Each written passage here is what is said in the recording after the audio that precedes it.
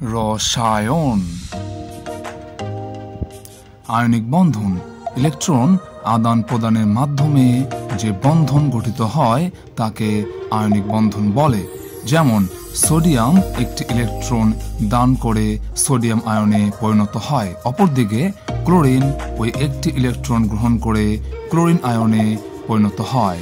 Sodium ion ও chlorine ion পরস্পর যুক্ত হয়ে সোডিয়াম ক্লোরাইড খাবার লবণ উৎপন্ন করে, অর্থাৎ sodium ion plus chlorine ion equal to sodium chloride আয়নিক বন্ধন।